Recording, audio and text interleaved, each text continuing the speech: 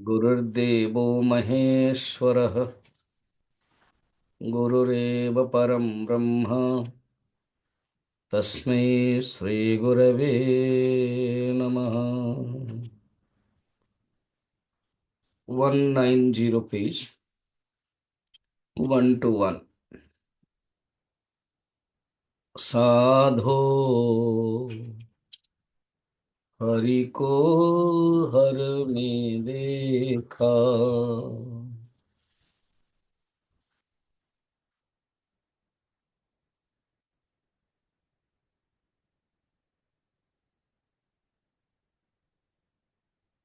नहीं दे रहा। साधो हरि को हर में देखा। साधो हरि को हर में देखा। आप माल और आप खजाना। आप माल और आप खजाना। आप ही खर्चन वाला। आप ही खर्चन वाला। आप गली में भिक्षा मांगे। आप गली में भिक्षा मांगे। हाथ में लेते प्याला। हाथ में लेके प्याला। साधो हरि को हर में देखा। साधो हरि को हर में देखा। आप ही नैना आप ही शयना। आप ही नैना आप ही शयना। आप ही कंबल काला। आप ही कंबल काला। आप गोद में आप खिलावे। आप गोद में आप खिलावे। आप ही मोहन मना। आप ही मोहन माना। साधु हरि को हर में देखा। साधो हरि को हर में देखा। ठाकुर द्वारे ब्राह्मण बैठा। ठाकुर द्वारे ब्राह्मण बैठा। मक्का में दरवेसा। मक्का में दरबेसा। कहत कबीरा सुनो भाई साधो। कहत कबीरा सुनो भाई साधो। हरि जैसे कहते सा। हरि जैसे कहते सा। साधो हरि को हर में देखा। साधो हरि को हर में देखा। बोल श्री सद्गुरुनाथ महाराज की। जय। नमः पार्वती पतये हर हर महादेव।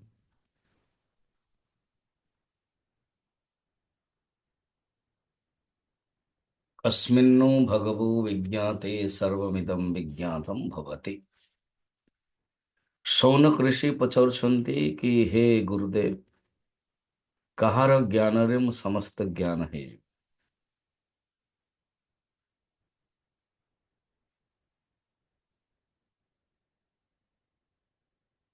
तो अंगिरस डायरेक्ट उत्तर ଦଉନାହାନ୍ତି। डायरेक्ट उत्तर ଦେଇଦେବା କଥା। ଗୁରୁଦେବ ଭାଷ୍ୟରେ ଲେଖୁଛନ୍ତି କମେଣ୍ଟରେ କାରଣ ଗୁରୁ ଯିଏ ଅଙ୍ଗିରସ ସେ ଜାଣିଛନ୍ତି କି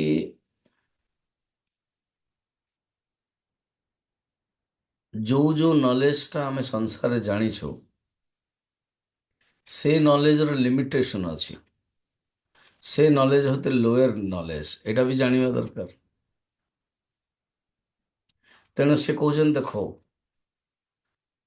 କସ୍ମିନ୍ନୁ ଭଗବଦ୍ ବିଜ୍ଞାତେ ସର୍ବମିଦଂ ବିଜ୍ଞାତମ୍ ଭବତି। ତମେ ଜ୍ଞାନ ବିଷୟରେ ପଚାରୁଛ, ବିଦ୍ୟା ବିଷୟରେ ପଚାରୁଛ।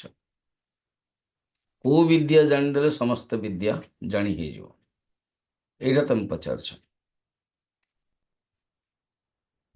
ତ ଆଚାର୍ଯ୍ୟ ଅଙ୍ଗିରସ କଣ କରୁଛନ୍ତି, କହୁଛନ୍ତି ଦେଖ ଦି ପ୍ରକାର ବିଦ୍ୟା। ଗୋଟେ ହଉଛି ଦ୍ୱିବେଦିତବ୍ୟ, ପରା ଅପରା च।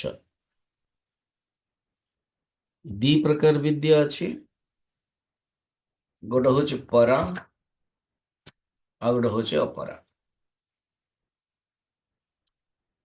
ୟଦ୍ ବ୍ରହ୍ମବିଦୋ ବଦନ୍ତି, ବ୍ରହ୍ମବିଦ କହନ୍ତି ଏଟାକୁ।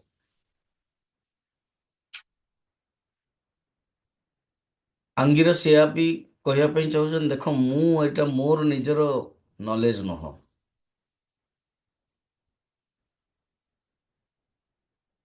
ଏରା ବ୍ରହ୍ମବିତ ମାନେ ପରମ୍ପରାରେ ଚାଲିଛି ଦି ପ୍ରକାର ବିଦ୍ୟା। କାରଣ ନିଜର ନଲେଜ ହେଲେ ଅହଙ୍କାର ଆସିଯିବ ଏବଂ ତା ପ୍ରମାଣ ବି ହେଇପାରେ ନ ହେଇପାରେ। ପରା ଏବଂ ଅପରା ଏ ଦି ପ୍ରକାର ଯୋଉ ବିଦ୍ୟା ଅଛି,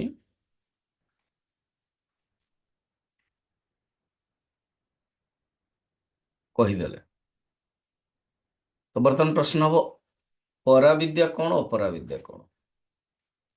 ଅପରା ମନେ ରଖିଥାନ୍ତୁ, ଅପରା ମାନେ ଲୋୟର। ପରାବରା ଶବ୍ଦ ବି ଅଛି, ଗୁରୁ ଶିଷ୍ୟ ପରମ୍ପରା। ଅପରା ବିଦ୍ୟା ମାନେ ହାଇୟର। ତ ଯେତେବେଳେ ବିଦ୍ୟା ଦି ପ୍ରକାର ହବ, ଗୋଟେ ଲୋୟର ଏବଂ ହାଇୟର, ତ ଲୋୟର ବିଦ୍ୟା ହିଁ ପ୍ରଥମେ ଜାଣିବାକୁ ପଡିବ, ଦେନ୍ ଆମେ ହାଇୟର ବିଦ୍ୟାକୁ ଯିବା।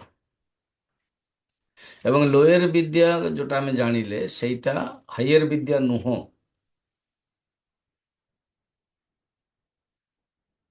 ଏଟା ଅନୁଭବ କଲା ପରେ ହିଁ ହାଇୟର ବିଦ୍ୟାକୁ ଜାଣିବାକୁ ପଡିବ। ମନୁଷ୍ୟ ଯେତେବେଳେ ଲୋୟର ବିଦ୍ୟାରେ ହିଁ ରହିଯିବ, ଖୁସି ହେଇଯିବ। ଏବେ ଜଣେ ଛୁଆକୁ ପଚାରିବ କୋଉ କ୍ଲାସ ପଢୁଛୁ, 5th କ୍ଲାସ। अब नेक्स्ट ईयर भी आसो, କୋଉ କ୍ଲାସ ପଢୁଛ ନା 5th କ୍ଲାସ। ଆରେ ତ ସେ ଛୁଆଟା ବି ଚାଲାକ, ତ କାହିଁ ବଢୁନି କି ଯାଉନି କି? ନା ମୋର ଟିଚର ବହୁତ ଭଲ ତ ଆଇ ଲାଇକ୍ ହେୟାର, ବସ୍ ସେଥିପାଇଁ ମୁଁ ଏଇଠି ରହିଗଲି। ତ କହିବାର ବାହୁଲ୍ୟ, ଜ୍ଞାନ ଯୋଉ ବିଦ୍ୟା ବଢିବାକୁ ପଡିବ।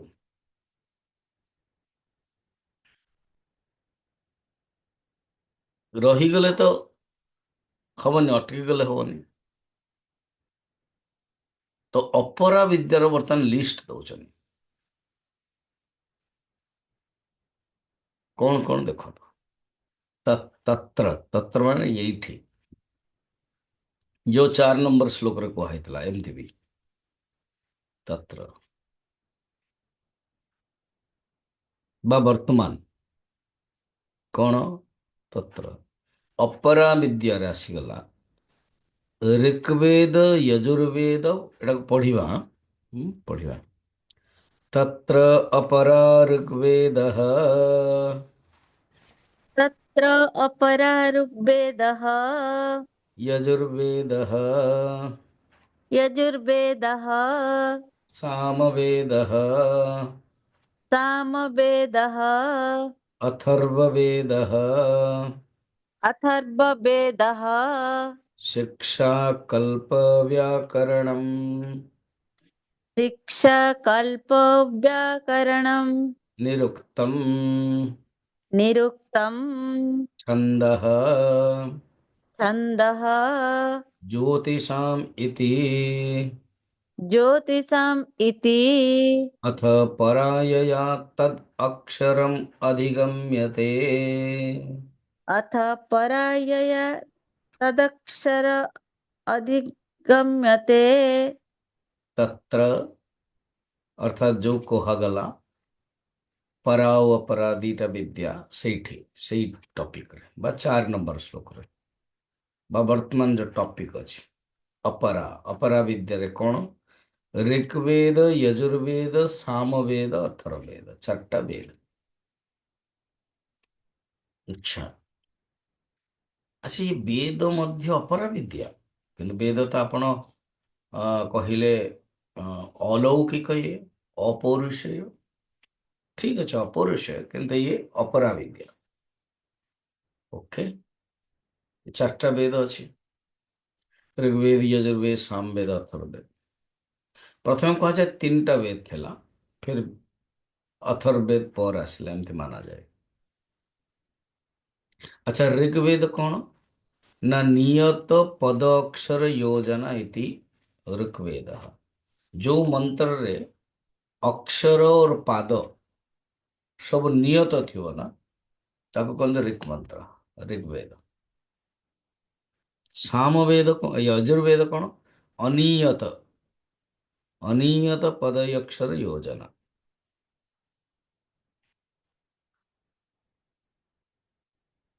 ऋग्वेद हूँ पद्य प्रधान और यजुर्वेद हूँ गद्य प्रधान और सामवेद हूँ गीत प्रधान और अथर्ववेद हूँ शांति पौष्टिकादि कर्म उपयोगी अथर्ववेद।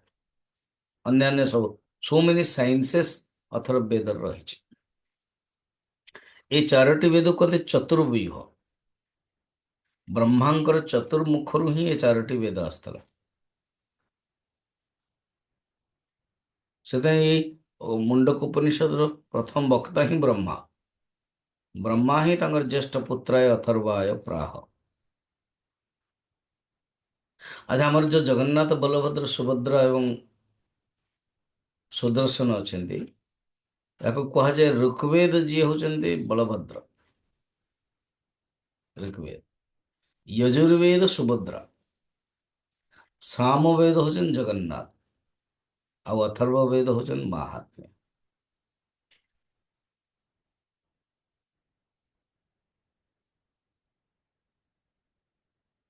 एवं या भी कह प्रथम गोटे ही वेद थिला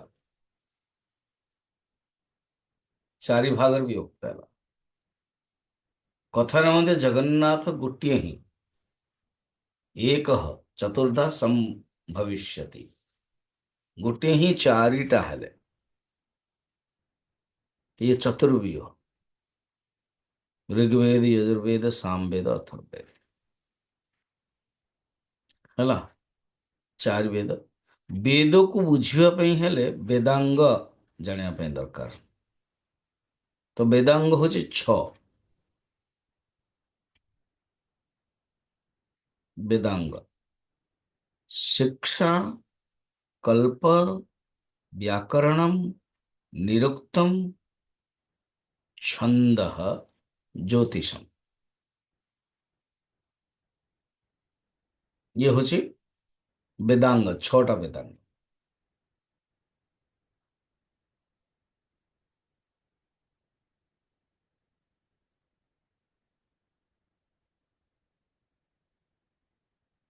अथर्ववेद रो जो डेफिनेशन बड़ा सुंदर शंकराचार्य कहते कौन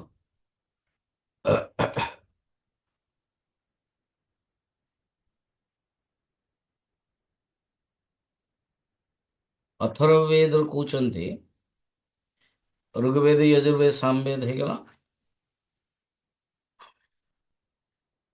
अथर्ववेद सीए जो कि अर्थ आदि समृद्धि ग्रह आदि शांति करा जो मंत्र बहुत अच्छी से अथर्ववेद।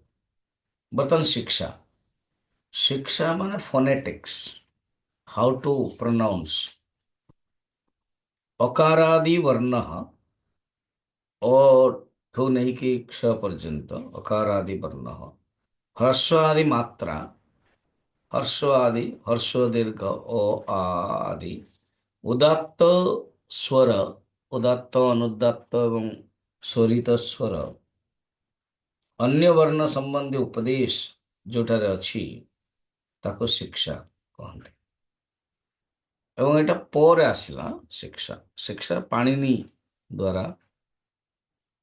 वर्णित, सी होची शिक्षा। शिक्षा जो भी शब्दटा होची ना, जेमती वेदर होची गोटे होची अर्थात्मक और गोटे होची ध्वन्यात्मक। ध्वन्य माने नादात्मक। ये जो नाद ध्वनि जो होची तार गोटे चैंटिंग करिवार गोटे सिस्टमेटिक अछि। यदि आपण चैंटिंग ठीक रे करिवेनी, उच्चारण यदि अलग हे गला तो वो अलग हो। तो शिक्षा है। तापर होची कल्प। कल्प कौन एक सूत्र ग्रंथ कहा जाए। श्रौत ग्रंथ, गृह कल्प, धर्म शास्त्र आदि सब एटा कौन अच्छी ना, ये सब टेक्नोलॉजी अच्छी। यज्ञ केमती हुए, यज्ञर विधि कौन, वेदी केमती तैयारी करा जिवो, केते लंबा हवा उचित, केते चौड़ा हवा उचित, ईंट केते लागिवो, बहुत सुंदर टेक्नोलॉजी एटा। समस्ते समस्त कथा जानी होबनी। अभी देखुना दशरथंकर पुत्र नथिले, वशिष्ठ भाया गुरु, ब्रह्मांकर डायरेक्ट पुत्र, सबकिछि संपन्न। सी कहले पुत्रेष्टि यज्ञ मु एक्सपर्ट नुह, तो जड़े ऋषि अच्छा श्रृंग ऋषि, सी होचंद एक्सपर्ट। जाओ तमें तांको डाक, निमंत्रण करो। तो तांको निमंत्रण करागला। देखुଛନ୍ତି शिक्षा कल्प। तृतीय रहुछि व्याकरणम।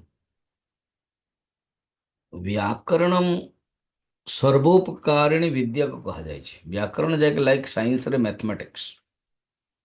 व्याकरण पढ़ला पर बाकी सब शास्त्र पढ़ा जाए। सर्वोपकारिणी विद्या ये, साइंस ऑफ ऑल साइंसेस।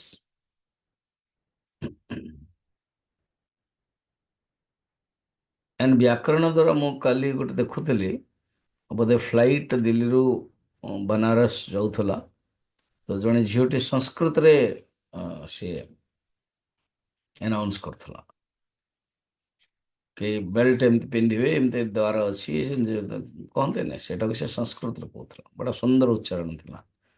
तो बोधे से संस्कृत पढ़ी, तापरे सी इंटरव्यू बेलू को माने गवर्नमेंट माने इंडिगो वाला बाहर करते कि किए संस्कृत रे कहि पारे इंटरव्यू रे नहीं थे, तो ताको नहीं जाइथिबे। भलो कहथला बुझिया पे, देन सेठे इंग्लिश रे लिखा हैतला। जा हो, तो व्याकरण बहुत निहाती दरकार। व्याकरण रे हमें जानी हबो शब्द अर्थ केमती गठन हला। तीन गला, चारि होचे निरुक्त। निरुक्त रे कौन हुए, शब्द को हमें अर्थ तार पदर साधुत्य ज्ञान, शास्त्र को व्याकरण कहा जाए, एवं वैदिक शब्दर विलक्षण ढंगर व्युत्पत्ति, अर्थ, पर्याय वाचक शास्त्र को निरुक्त कहते। माने जो देखो व्याकरण होची स्ट्रक्चर ऑफ द वर्ड्स, निरुक्त होची एटमोलॉजी। आपन को से अर्थ बतै दो, निरुक्त अर्थ बतैबो, विलक्षण ढंगर व्युत्पत्ति केमते, अर्थ पर्याय पर्यायवाची। सागर अर्थ ही रामचरित मानस जमते 10टा अच्छी। नदीश रावण मुहर 10टा मुहर 10टा बाहरी गला कह जाए। पर्वतर सेमती ना अछि भूधर,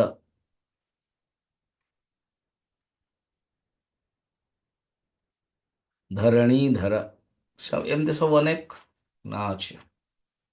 तो ये सब निरुक्तर काम।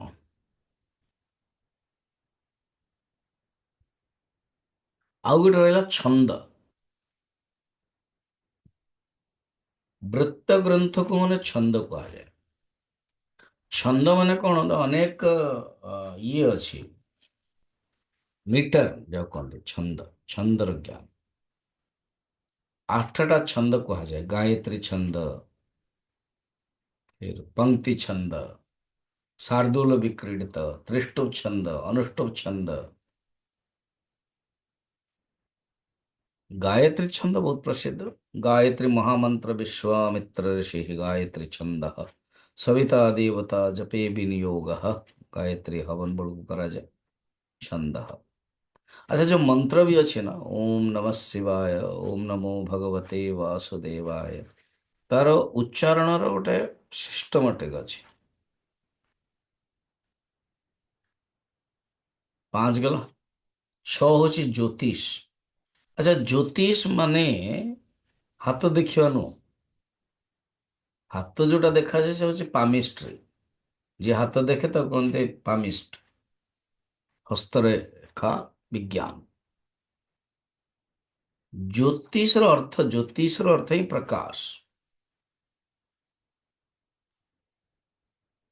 अर्थात ज्योतिष रे देश कालर मुहूर्त रही।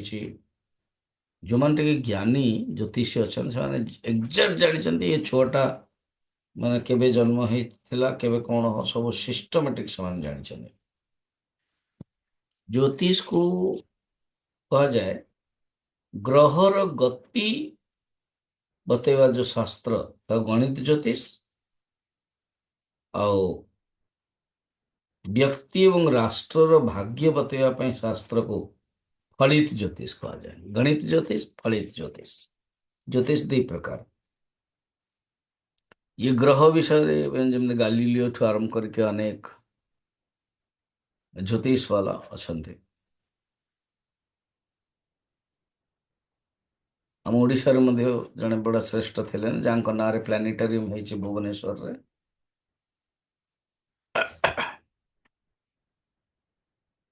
से माने गणित ज्योतिष जानता। आ गोटे अच्छे फलित ज्योतिष। देखो ज्योतिष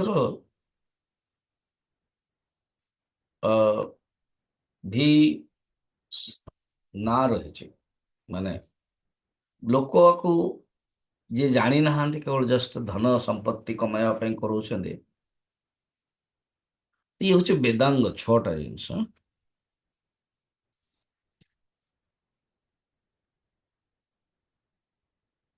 ये 6टा को जानिबा भी दरकार। कहते छंद पाद, जो छंदटा अच्छे ना 6टा हला ना, शिक्षा, कल्प, व्याकरण, निरुक्त, छंद एवं ज्योतिष। छंदटा हूँ पाद। छंद पाद वेदस्य, वेदर पाद हूँ छंद। हस्त कल्प, जो वेदर हाथटा हूँ कल्प। ज्योतिषाम चक्षु, जो ज्योतिष हूँ चक्षु, वेदर आखि है ज्योतिष। निरुक्तम श्रोत्रम, जो निरुक्त हूँ कान। शिक्षा घ्राणम, शिक्षा हूँ घ्राण नाक। तो वेदस्य मुखम वाक् व्याकरण प्रथम। व्याकरण हूँ मुख, जी जमी मुहटा जार थी ना कहवाई, आर्ट आर्ट ऑफ स्पीच, सेमती व्याकरण जी जानी से कहीपर। देखुना भगवान राम को जिते भेटापी हनुमान जी आसिले, ब्राह्मण ही आसिले। एवं से समय गोटे भाषा थिला, प्राकृत भाषा भाया से समय जो भाषाटा चलता कॉमन, से न कही संस्कृत रे कहले, शुद्ध संस्कृत रे। देन भगवान राम हसिकी, भगवान राम जानी ये लक्ष्य हूँ हनुमान जी, किंतु आश्चर्य वर्तमान। तो भगवान कहले लक्ष्मण, ये जो ब्राह्मण ना, ये चारि वेद ज्ञाता है, वेदर ज्ञाता है, सुंदर रूप व्याकरण भी जानछन। तो जे व्याकरण जानछन तांकर उच्चारण शुद्ध हो, संस्कृत भी शुद्ध कहि परिबे।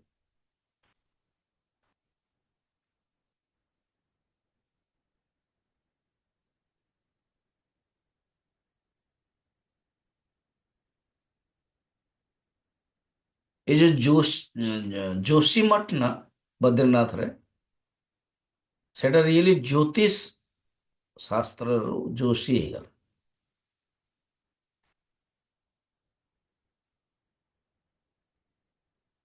ज्योतिष ରୁ ज्योति, फिर जोशी।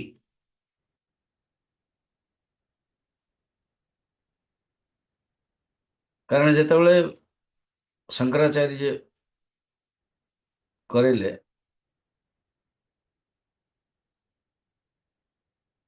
ସେତେବେଳେ ଯୋଉ ହସ୍ତାମଳକକୁ ଦେଲେ ନା, ସେ ଧ୍ୟାନ କରୁଥିଲେ, ज्योतिष शास्त्र भी जानते, से ज्योतिर्मठ ज्योतिष। चलो आम 6-10टा देखीदे।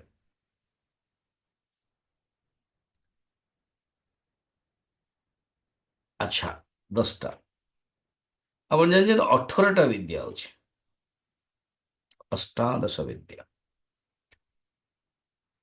अच्छा, 18टा विद्या ना? हाँ।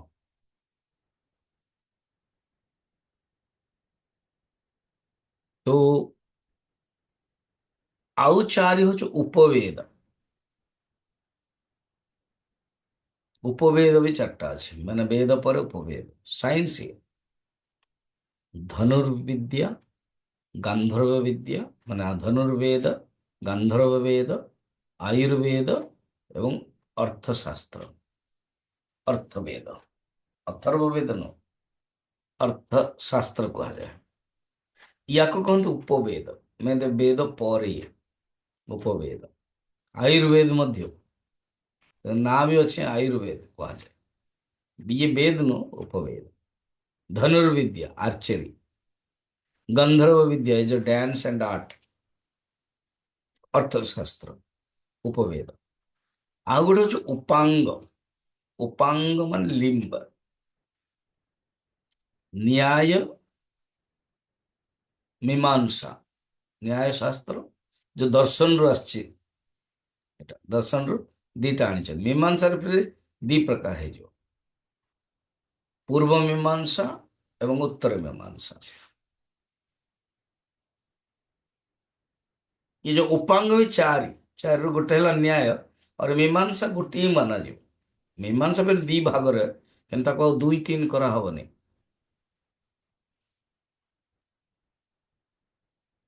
मीमांसा माने नंबर 2। फिर धर्मशास्त्र। धर्मशास्त्र माने मनुस्मृति, जेते सब धर्मशास्त्र अच्छे। 4 नंबर रे इतिहास पुराण। ये गोटे इतिहास और पुराण अलग अलग नुह, नहीं तो 5 हो ना। ये कैटेगोरी रखा है, अष्टादश विद्या। देखुना पुराण रे वर्णन अच्छी, स्कंद पुराण रे जगन्नाथ महात्म्य रे।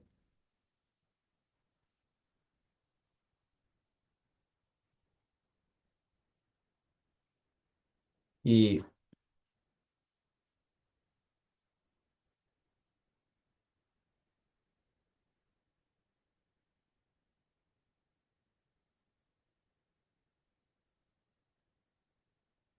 विश्वावसु,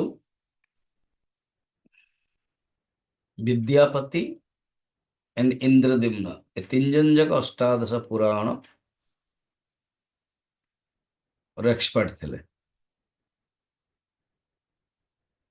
अष्टादश पुराणेषु अष्टादश विद्या, सॉरी पुराण नहीं, 18टा पुराण अच्छी, ये कहते 18टा विद्या। कौन विद्या है? 4 वेद, 6 वेदांग, 6-4-10, 4 उपवेद, आयुर्वेद, ଧନୁର୍ବିଦ୍ୟା, ଗାନ୍ଧର୍ବ, ଅର୍ଥଶାସ୍ତ୍ର। କୋଉଠି କୋଉଠି ବାସ୍ତୁଶାସ୍ତ୍ର କୁହାଯାଏ।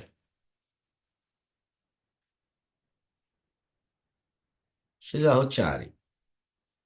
ଯଦି ବାସ୍ତୁଶାସ୍ତ୍ର କଲେ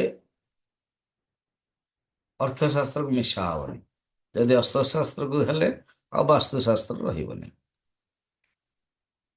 ଏବଂ ଉପାଙ୍ଗ ଚାରି ହେଲେ ନ୍ୟାୟ 1, ମୀମାଂସା 2, ଧର୍ମଶାସ୍ତ୍ର 3 ଏବଂ ଇତିହାସ ପୁରାଣ। ଇତିହାସ କାହାକୁ କୁହାଯାଏ? ମହାଭାରତ ରାମାୟଣକୁ ଇତିହାସ କୁହାଯାଏ। ଏ ଦି ଜଣ ଇତିହାସ ହେଇଥିଲେ ଏଇମାନେ। ପୁରାଣ 18ଟା ପୁରାଣ, ଶିବ ପୁରାଣ, ଭାଗବତ, ଗରୁଡ଼ ପୁରାଣ, ନାରଦ ପୁରାଣ ଆଦି।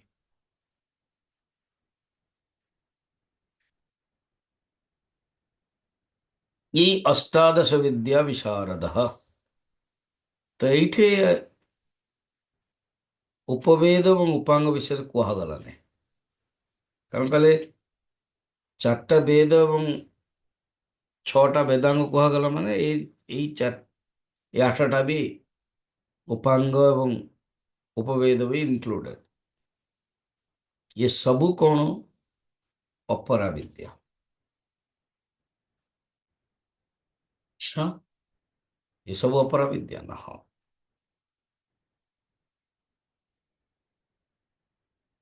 ଫେର କହୁଛନ୍ତି, ଶୁଣ ଶୁଣ କଣ?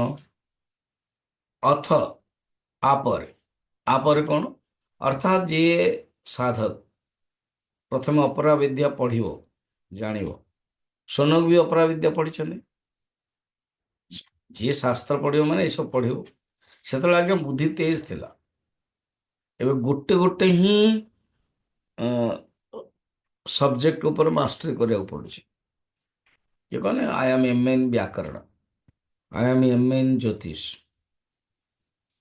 କିନ୍ତୁ ସେତେବେଳେ ସବୁ ପଢୁଥିଲେ। M master of all. ଏବେ ଆମେ ଏମ୍ ମାନେ ମାଷ୍ଟର ଅଫ୍ ଆର୍ଟସ। ସେତେବେଳେ ମାଷ୍ଟର ଅଫ୍ ଅଲ୍। ସବୁ ପଢୁଥିଲେ, ସେ ସବୁ ଜାଣୁଥିଲେ, କାରଣ ବୁଦ୍ଧି ତେଜ ଥିଲା। ଅର୍ଥ ହଁ, ପରାୟୟା ତଦକ୍ଷରମ୍ ଗମ୍ୟତେ। ପରା ବିଦ୍ୟା କଣ? ନା ଯାହା ଦ୍ୱାରା ଅକ୍ଷରକୁ ଜାଣି ହବ। ଅପରା ବିଦ୍ୟା ଦ୍ୱାରା ଅକ୍ଷରକୁ ଜାଣି ହବନି। ଅପରା ବିଦ୍ୟା ଦ୍ୱାରା କେବଳ ପ୍ରିପାରେସନ ହେଇପାରିବ। ଆଚ୍ଛା, ଆଚ୍ଛା, ତାହେଲେ ଅପରା ବିଦ୍ୟା ଆପଣ କାହାକୁ କହୁଛନ୍ତି? ଏ ପରା ବିଦ୍ୟା ଜାଣିବନି କଣ ପରା ବିଦ୍ୟା କିଏ? ତ ଶଙ୍କରାଚାର୍ଯ୍ୟ କହିବେ ପରା ବିଦ୍ୟାକୁ ମୁଁ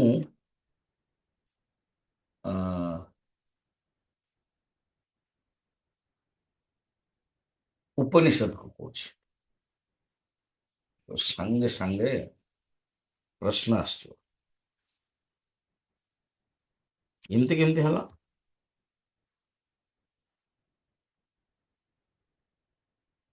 ऋग्वेद आदि से यदि बाह्य ब्रह्म विद्या है, भला परा विद्या कैसे कही जाती है?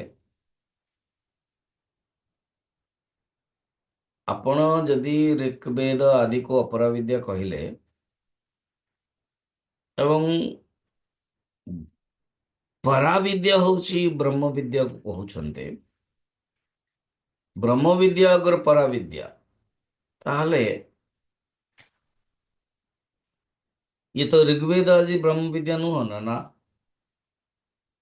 ତ ମୋକ୍ଷର ସାଧନା କେମିତି ହବ?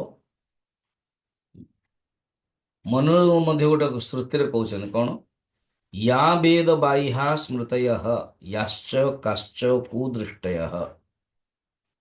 यदि वेद बाह्य स्मृतिया, वेद हूँ अलगा, वेदरु बाह्य ମାନେ ବେଦରେ ଯୋଉଟା, ମାନେ ବେଦକୁ ଏତେ ମାନା ଯାଉଛି ଆମର ସନାତନ ଧର୍ମରେ, ବେଦରେ ସବୁ କିଛି ଅଛି। ତ କହୁଛନ୍ତି ବେଦରୁ ବାହ୍ୟ, ବେଦରୁ ଅଲଗା ଯାହା ବି ଅଛି, याश्च काश्च କୁଦୃଷ୍ଟି, ଏସବୁ ନିଷ୍ଫଳ। ସର୍ବାସ୍ଥା ନିଷ୍ଫଲା ପ୍ରେତ୍ୟ ତମୋନିଷ୍ଠା ହି ତା ସ୍ମୃତା। କହୁଛନ୍ତି ଏ ଭିତରେ ଯିଏ ଆଶ୍ରୟ ନେଉଛନ୍ତି ନା ସେ ନରକକୁ ପ୍ରାପ୍ତ କରନ୍ତି। ମାଇ ଗଡ୍। ତାମାନେ ବେଦକୁ ଯିଏ ସ୍ୱୀକାର କରୁନି, ବେଦକୁ ଛାଡ଼ିକି ଯିଏ ଅନ୍ୟକୁ ସ୍ୱୀକାର କରୁଛନ୍ତି, ସେମାନେ ନରକକୁ ପ୍ରାପ୍ତ କରିବେ। ବେଦର ବାହ୍ୟ ସ୍ମୃତି ମାନେ ଯୋଉ ନଲେଜ ଜ୍ଞାନ ତମନିଷ୍ଠ କୁଦୃଷ୍ଟି ମଧ୍ୟ ନିଷ୍ଫଳ ମଧ୍ୟ। ବର୍ତ୍ତମାନ ବ୍ରହ୍ମ ବିଦ୍ୟାକୁ ବେଦରୁ ପରେ କହୁଛନ୍ତି, କାରଣ ବେଦକୁ ଆପଣ ଅପର କ୍ୟାଟେଗୋରୀ ରଖିଦେଲେ। ବେଦକୁ ଆପଣ ଅପରା କ୍ୟାଟେଗୋରୀ ରଖୁଛନ୍ତି। ଆପଣ ମାନେ ପୁରା ଶ୍ରୁତି ଖୁଦ ବେଦରେ ଇଣ୍ଟରେଷ୍ଟିଂ। ଏଇଟା ତ ଏଇ ଯୋଉ ବାକ୍ୟଟା ତତ୍ର ଅପରା ଋଗ୍ବେଦ, ଏଟା ବେଦର ତ ଶ୍ରୁତିର ହିଁ। ମୁଣ୍ଡକ ଉପନିଷଦ ତ ଅଥର୍ବେଦ ନା। तो ब्रह्म विद्या फेर तो बड़ा मुश्किल ହେଇଯିବ। କେମିତି ନା ବ୍ରହ୍ମ ବିଦ୍ୟା ବେଦର ବାହ୍ୟ ହେଇଯିବ, କାରଣ ଅପରା ବିଦ୍ୟାରେ ବେଦ ଆସିଲା, ବେଦକୁ ବୁଝିବା ପାଇଁ ବେଦାଙ୍ଗ, ବେଦରୁ ଫେର ଉପବେଦ ବାହାରିଲା 4, ଫେର ଉପାଙ୍ଗ। ତ ଆପଣ ବ୍ରହ୍ମ ବିଦ୍ୟାକୁ ଯେତେବେଳେ ବେଦରୁ ଅଲଗା କହୁଛନ୍ତି, ତେଣୁ ବ୍ରହ୍ମ ବିଦ୍ୟା ମଧ୍ୟ ଗ୍ରହଣ ଯୋଗ୍ୟ ନୁହଁ, କାରଣ ଏ ବେଦରୁ ଅଲଗା। ମନୁସ୍ମୃତି ବହୁତ ଷ୍ଟ୍ରଙ୍ଗ ଅପୋଜ କରୁଛନ୍ତି, ଯୋଉଟା ବେଦରୁ ଅଲଗା ହେଇଥିବ ସେଟା ଗ୍ରହଣ କରିବନି।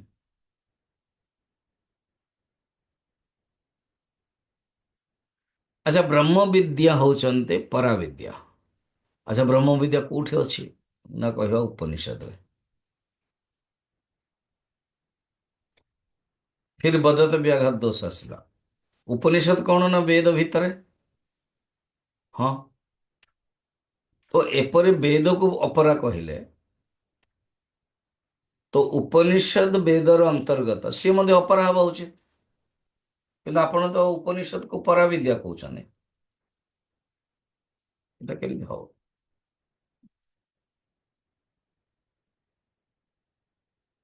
ହଁ, ସତ କଥା ତ।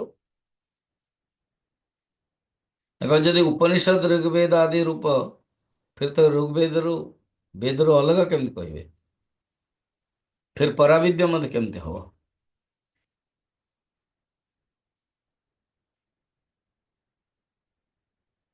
ହୁଁ?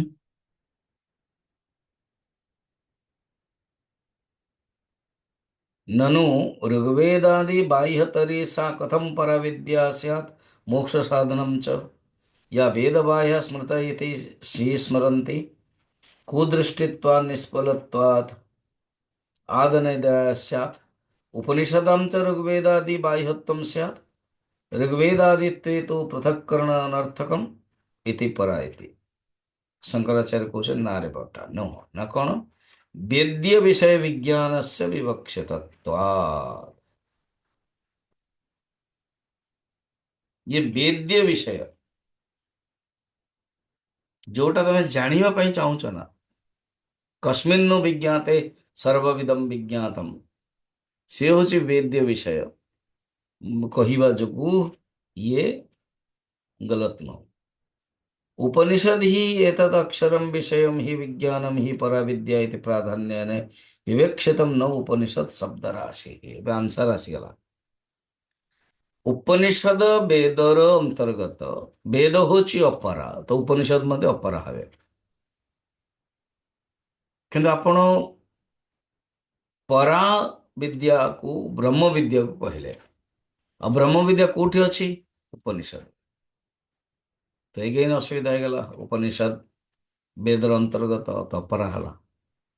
ତ କହୁଛି ଆରେ ବାବା, କଣ ଉତ୍ତର? उपनिषद माने आमे माने ग्रंथ राशि को कहूनु, शब्द राशि को कहूनु। अच्छा, तो उपनिषद माने ब्रह्म विद्या प्राधान्येन विवक्षितम। ब्रह्म विद्या एटा परा विद्या माने ब्रह्म विद्या। तो उपनिषद माने जो ग्रंथ, शंकराचार्य भाष्य भी कहते उपनिषद तो गौण वृत्तिया इति उच्यते ग्रंथ। उपनिषद माने ब्रह्माकार वृत्ति। उपनिषद माने ब्रह्म विद्या। कौन? ब्रह्माकार वृत्ति, अहम ब्रह्मास्मि वृत्ति।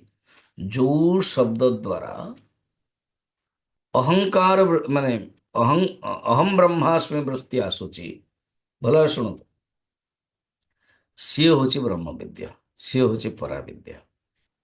अर्थात ब्रह्माकार वृत्ति मु जो शरीर, मु मन, मु बुद्धि, ये वृत्ति न हो कि अहम ब्रह्मास्मि, अहम ब्रह्मास्मि केवल शब्द राशि नु, जो वृत्तिटा मो भीतर तैयारी होची ना, जो ऐक्यात्म बोध तैयारी होची, ताहा होची परा विद्या, ताहा होची ब्रह्म विद्या।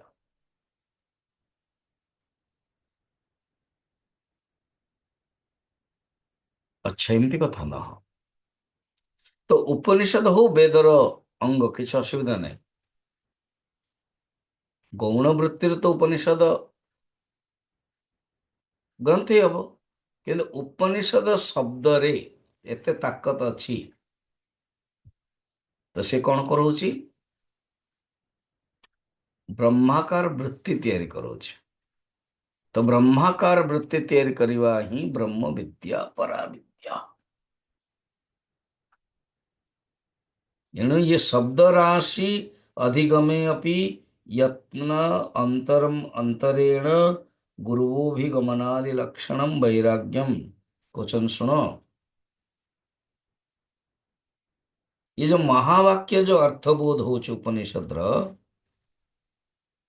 सी होची ब्रह्म आत्मिक जो स्थिति ही जाऊची, ब्रह्म विद्या ही मोक्ष फल होची।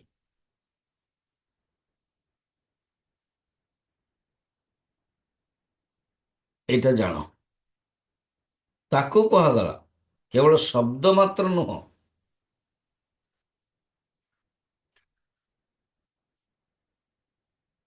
ब्रह्म विद्या ही परा विद्या। परायया अक्षरम अधिगम्यते माने ब्रह्म विद्या माने कौन? अहम ब्रह्मास्मि वृत्ति। सेटा ही ता द्वारा ही परमात्मा को जानी हो। केवल नहीं तो नारद मध्य बहुत वेद पढ़ते, ये छांदोग्य उपनिषद आसे। देन कहते अहम शोचामि, मु बहुत शोकाकुल अच्छी। देन सनत कुमार आदि उपदेश दौरान सप्तम अध्याय आम देखुं, तार अर्थ केवल वेद पढ़ले से कहले मु सब पढ़ी, ऋग्वेद, यजुर्वेद, सामवेद, अथर्ववेद सब पढ़ी, तथापि मोर शोक जाऊनी। तामाने कौन? पराविद्या ही पार्लानी। पराविद्या अच्छी कोटे? से उपनिषद रे अच्छी। कारण वेद जदियो अलौकिक प्रामाणिक, किंतु वेद रे समस्त ज्ञान भरपूर रही ना। कर्मकांड रही, यज्ञ आदि रही, जहाँ पर वैराग्य हम, जिज्ञासु आसो, से ही उपनिषद पढ़ियो। उपनिषद मध्य वेदर भाग ही अंतिम भाग, सारांश। किंतु उपनिषद माने जो शब्दटी शुणिला अहम ब्रह्मास्मि, हृदय भितर जो प्रकट हो गला, ताहा हला पराविद्या। पराविद्या तत् अक्षरम अधिगम्यते, अक्षर को प्राप्त हो। अक्षर कौन? इमिति गोटे अक्षर होची जो तक आम अ आ इ सब अक्षर कहूँ, वर्णमाला को अक्षर कहते। अक्षर सीए जी केवे नष्ट हुए, अक्षरम।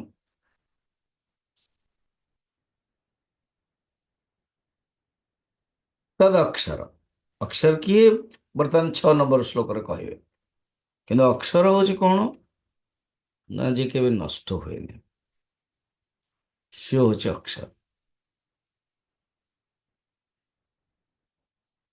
हम्म?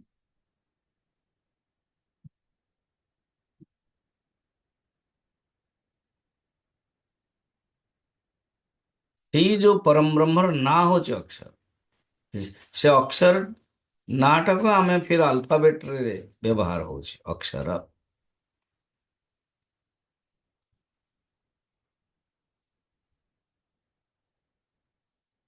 ओ आ ऐसे लेकर के ताको अक्षर कहूଛୁ ବର୍ଣ୍ଣମାଳାର ପ୍ରୟୋଗ ହଉଛି। असली रूपरे अक्षर हଉଛି परम ब्रह्म परमात्मा न क्षरति ଯାହାର କ୍ଷରଣ ହୁଏନି, ଯାହାର ନଷ୍ଟ ହୁଏନି, ଅବିନାଶୀ ଅକ୍ଷର। ସେଇ ପରମ ବ୍ରହ୍ମ ନିର୍ଗୁଣ ନିରାକାର ପରବ୍ରହ୍ମ ଅକ୍ଷର। ପ୍ରଶ୍ନ ହବ ସେଇ ଅକ୍ଷରର ସ୍ୱରୂପ କଣ? ନା 6 ନମ୍ବରରେ ବତାଉଛନ୍ତି। ଦେଖିବା ଏବେ। यत्तद् अदृश्यम् यत्तत् अदृश्यम् अग्राह्यम् अग्राह्यम् अगोत्रम् अगोत्रम् अवर्णम् अवर्णम् अचक्षुः श्रोत्रम् अचक्षुः श्रोत्रम् तद् अपाणिपादम् तत् अपाणिपादम् नित्यं विभुं सर्वगतं सुसूक्ष्मम् नित्यं विभुं सर्वगतं सुसूक्ष्मम् तदव्ययं यद्भूतयोनिम् सदव्ययं यद्भूतयोनिम् परिपश्यन्ति धीराः। परिपश्यन्ति धीराः। ये जो श्लोकटी ना, ये श्लोक को सुंदरता बड़ा सुंदर रूप से वर्णन कर मंत्र जो कि अवर्णनीय जहाँ को वर्णन करी हबनी तथापि वर्णन कर। एणु ये मंत्र बहुत ये जो श्लोकटी मंत्रटी अच्छी बहुत प्रसिद्ध एटा निषेध मुखरे विधि मुखर कहते। प्रश्न बस अक्षर किए ना से अक्षर होची बर्तमान देवे जानते केतटा लक्षण कहते। अदृश्यम 1 अग्राह्यम 2 अगोत्रम 3 अवर्णम 4 अचक्षुर 5 अश्रोत्रम 6 अपाणिम 7 अपादम 8 नित्यम 9 विभुम 10 सर्वगतम 11 सुसूक्ष्म 12 अव्ययम 13 यद्भूतयोनिम 14। बस 14टा लक्षण परमात्मा कर।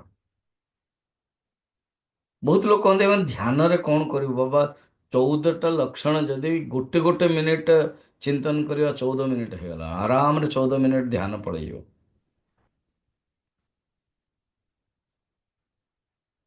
ना आज्ञा ध्यान रे बोरिंग लगुच। We don't know the method हमको आम पाखरे मसला नहीं। देखुना ये श्लोकटा को जदि किए चिंतन करियो 14टा लक्षण अच्छी। बहुत रेयर एमती मंत्र था जो कि इतने लंबा था। मैक्सिमम 7 8 9 10 आत्मबोध रे मध्य हम देखु निर्गुण निराकार। आई डोंट नो जो माने डिवाइन लव सोसाइटी अच्छा कनेक्शन एवं कमिटी भी थे ब्रांच से गोटे कॉन्फ्रेंस हो 25 26 27 28 भुवनेश्वर रे से जो शिवानंद स्कूल रे गजपति महाराज इनागुरेशन जाऊँ। मत डकाई इवनिंग रे जगन्नाथ कथा करने कि मु तो कंट्रोलर थी से समय किया झर रे भागवत चलती तथापि गजपति महाराज इंटरेस्ट थिला कि मु आत्मबोध मॉर्निंग नेबी। तो 7 रु 8 टाइम टा लट खाली कराई मत दिगला। तो मु कंट्रोलर प्रत्येक दिन आसबि मॉर्निंग मॉर्निंग आत्मबोधर किछि किछि जो ध्यान श्लोक ना निर्गुण निराकार नित्य जोटा कि ये सब लक्षण अच्छे गोटे गोटे श्लोक बाछी मुझे 15टा खंड बाछी सेटा मु नेबी। तापर बोधे समय सदानंद जी गीता ऊपर नौ। तो आम चिन्मय मिशन को ही दिज स्वामी को एत क्लास दिखाई ये केवल गजपति महाराज सब जो संभव। आउ ये डिवाइन लाइफ सोसाइटी तो आम मन मदर ऑर्गेनाइजेशन से मानुंट भी जानूँ भी चिन्मय मिशन नॉलेज स्वामीजी मानकर अच्छे।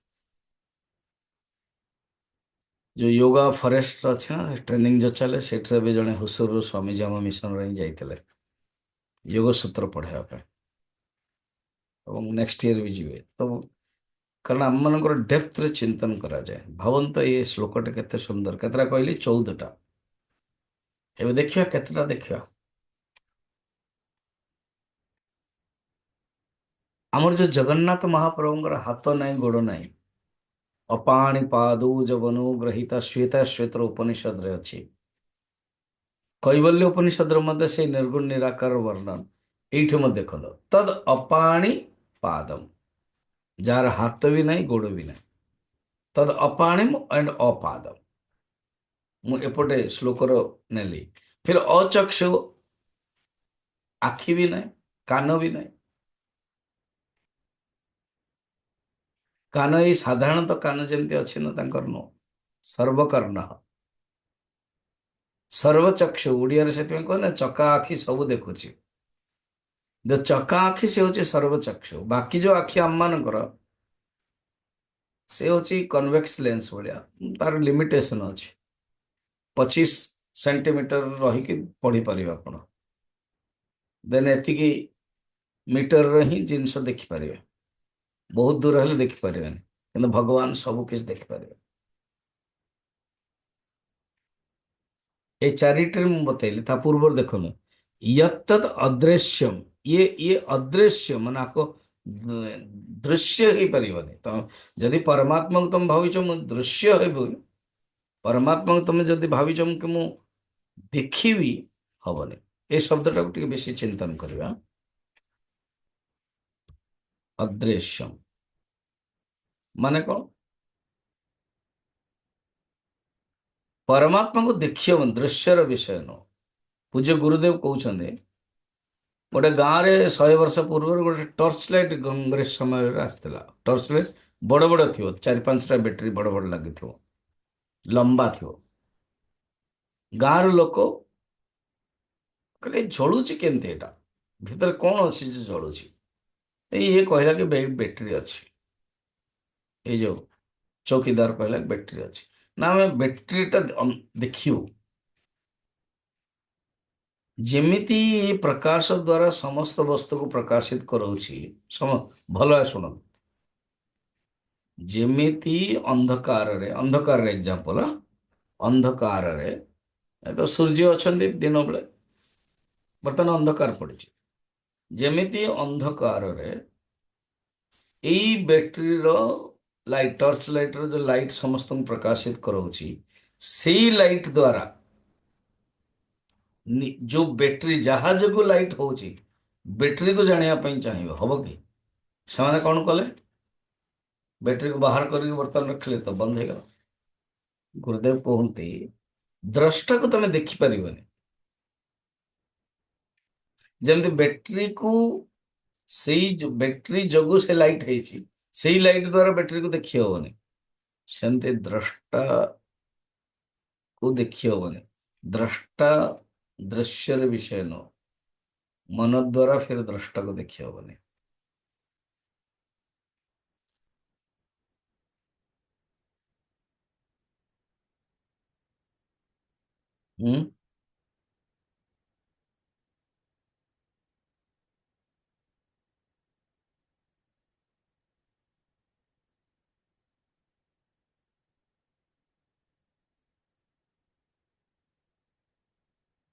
फिर केम जान द्रष्टा अनुभव करो दृश्य न तुम हूँ द्रष्टा कल आउ चिंतन कर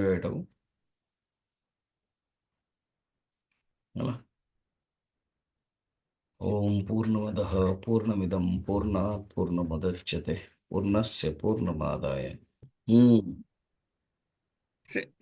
ଆପଣ ଯୋଉଟା କହିଲେ ଯେ ବେଦାଙ୍ଗ ହଉଛି 6ଟି आज्ञा ଉପବେଦ ବା ଉପାଙ୍ଗ ତାଙ୍କର ତାର କିଛି ନମ୍ବର ଅଛି चारटी कहते सब कहगला तो बुझी ନାଇଁ ଲେଖି ପାରିଲିନି च उपवेद हो 4 धनुर्वेद ହଁ गांधर्व वेद ହଁ आयुर्वेद एंड अर्थशास्त्र ये चारटे कहते उपवेद ଆଉ ଉପାଙ୍ଗ ହଉଛି ଚାରି: ନ୍ୟାୟ, ମୀମାଂସା, ଧର୍ମଶାସ୍ତ୍ର, ଇତିହାସ, ପୁରାଣ। ଇଏ ହଉଛି ଉପାଙ୍ଗ। ତ ଇଏ ଚାରି ଚାରି 8। ଆଚ୍ଛା, ଆଉ ଗୋଟେ କହିଲେ ଆପଣ ସାମବେଦ ଆମର ଜଗନ୍ନାଥଙ୍କ ସହିତ ତୁଳନା କରାଯାଇଛି ବା ତାଙ୍କ ସହିତ ସେ ସଂଶ୍ଳିଷ୍ଟ। ଯଦୁର୍ବେଦ, ଅଥର୍ବବେଦ ଆଉ ଋଗ୍ବେଦ, ଆମର ମା ସୁଭଦ୍ରା ହଉଛନ୍ତି ଋଗ୍ବେଦ ନା ଅଥର୍ବବେଦ? କନଫ୍ୟୁଜନ କରୁଛନ୍ତି, ବାରମ୍ବାର ମୁଁ ଭଲରେ କହିଦେଇଛି। ଋଗ୍ବେଦ ହଉଛନ୍ତି ବଳଭଦ୍ର, ଯଜୁର୍ବେଦ ହଉଛନ୍ତି ସୁଭଦ୍ରା, ସାମବେଦ ଜଗନ୍ନାଥ ଏବଂ ଅଥର୍ବବେଦ ହଉଛନ୍ତି ସୁଦର୍ଶନ। ହଁ ସ୍ୱାମୀଜୀ। ଗୁରୁଦେବ ଦଣ୍ଡବତ ପ୍ରଣାମ। ହୁଁ। ଗୁରୁଦେବ ଆମର ଯୋଉ ଜଗନ୍ନାଥ ଶ୍ରୀ ଜଗନ୍ନାଥ ଚେତନାର ଶାସ୍ତ୍ରୀୟ ଭିତ୍ତିଭୂମି, ସେ ଯୋଉ ଜଗନ୍ନାଥ ମନ୍ଦିର